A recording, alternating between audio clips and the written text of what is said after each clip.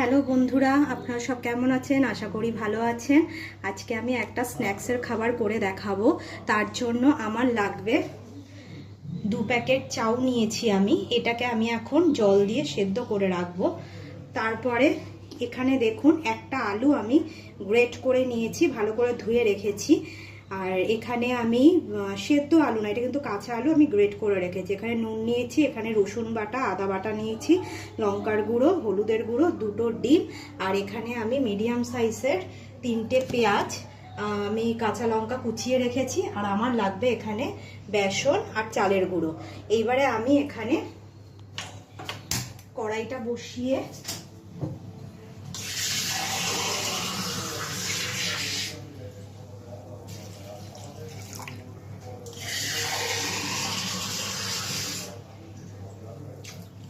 চাউমিনটা একটু আমি জল দিয়ে সেদ্ধ করতে দিয়ে দিলাম। দেখুন বন্ধুরা, চাউমিনটা আমার সেদ্ধ হয়ে গেছে। এবার আমি এটাকে নামিয়ে নিচ্ছি। নামিয়ে আমি জলটা একটু ঝরিয়ে নিই।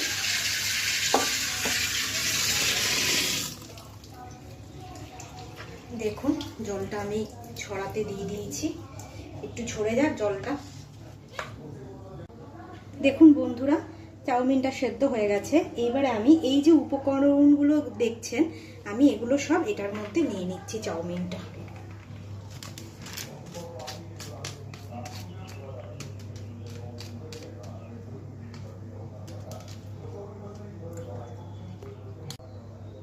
এবারে দেখুন আমি এখানে চাউমিনটা নিয়ে নিয়েছি।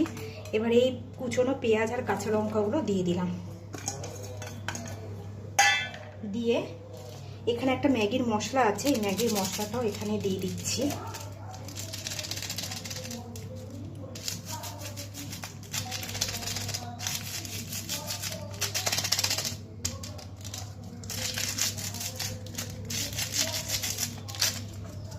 দিয়ে দিলাম।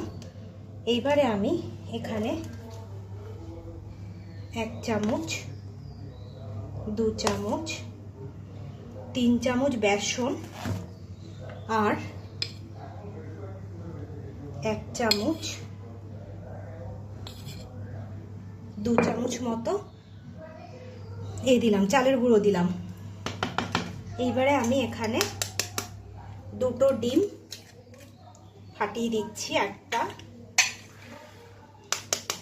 আর এই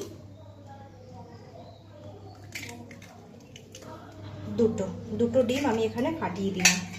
দিয়ে এবার আমি সব উপকরণগুলোকে ভালো করে হাত দিয়ে মেখে নিচ্ছি। দেখুন এরকম ভাবে ভালো করে মাখিয়ে নিতে হবে।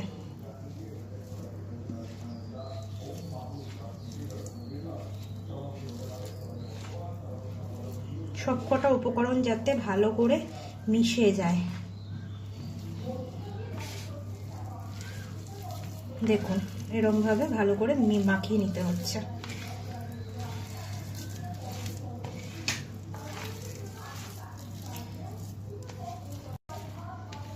দেখুন এরকম ভাবে মেখে নিয়েছি। আমার এখানে একটু মনে হয় সামান্য জল লাগবে, কারণ ব্যাটারটা একটু ভালো করে না মাখা গেলে ভালো করে ভাজা যাবে না।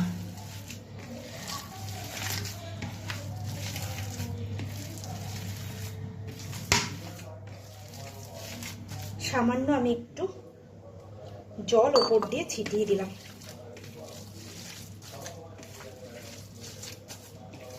দেখুন বন্ধুরা, পুরো এরকম ভাবে মাখাটা হবে।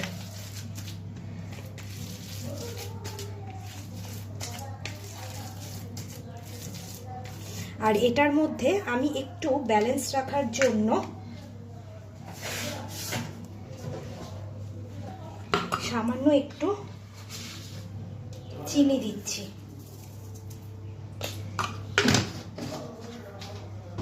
তাহলে নুন, মিষ্টি, ঝাল সবকটা ভালো লাগবে খেতে। দেখুন আমার মাখাটা কিন্তু অলমোস্ট কমপ্লিট হয়ে গেছে। পুরো এরকম আঠা আঠা ভাবে, এই যে এরকম আঠা আঠা ভাবে মাখতে হবে, যাতে তেলে দিলে ভালো করে হয় বড়াটা। এইবারে আমি এখানে দেখুন কড়াই বসিয়ে দিয়েছি। কড়াইয়ের মধ্যে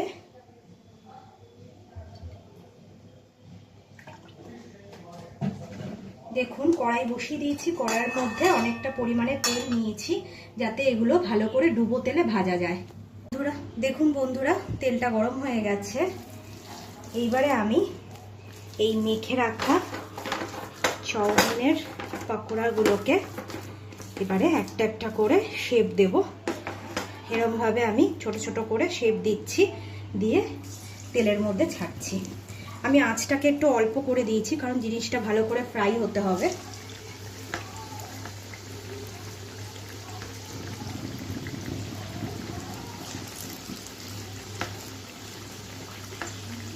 দেখুন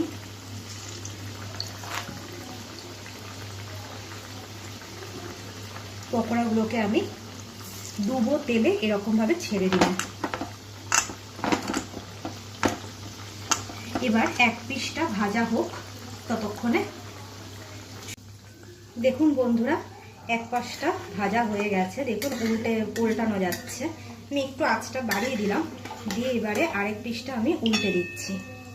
পুরো লাল লাল করে জিনিসগুলোকে ভাজতে হবে।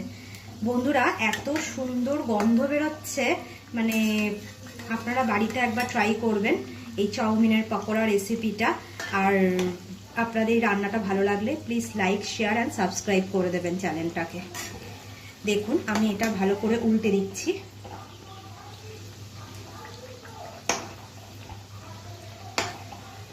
আমি প্রত্যেকটা পকোড়া লাল লাল করে ভেজে তারপরে উঠাবো।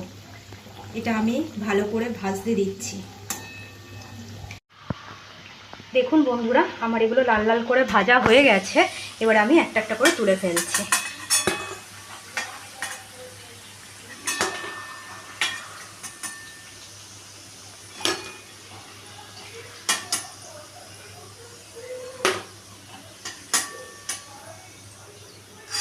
দেখুন বন্ধুরা, এইরকম ঠিক লাল লাল করে ভাজা হবে। এবার আমি পরেরগুলো দেখুন এইভাবে দিয়ে দিচ্ছি।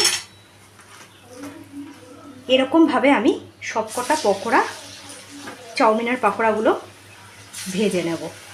দেখুন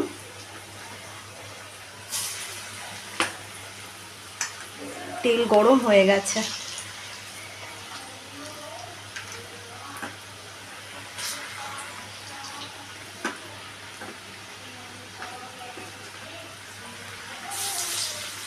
দেখুন বন্ধুরা, এরকমভাবে পকোড়াগুলোকে আমি দিয়ে দিচ্ছি। এরকমভাবে আমি সবকটা পকোড়া আস্তে আস্তে ভেজে নিচ্ছি।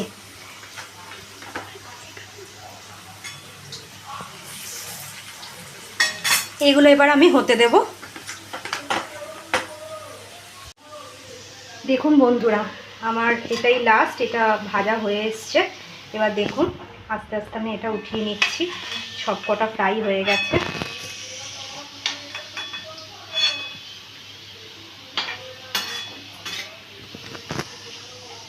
আপনারা এটা বাড়িতে প্লিজ ট্রাই করে দেখবেন, ভীষণ ভালো খেতে হয়। চায়ের সাথে বিকেলে তো জাস্ট জমে যাবে। সরি বন্ধুরা, একটা পড়ে গেছিল। আসলে এত গরম, মানে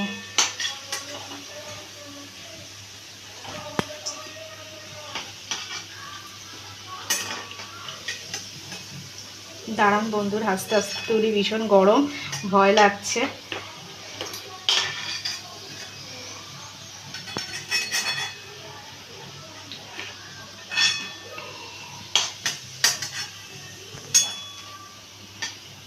যাক বন্ধুরা, উঠে গেছে সবকটা। এই নিন দেখুন, আমার চাউমিনের পকোড়া ইজ অলমোস্ট কমপ্লিট।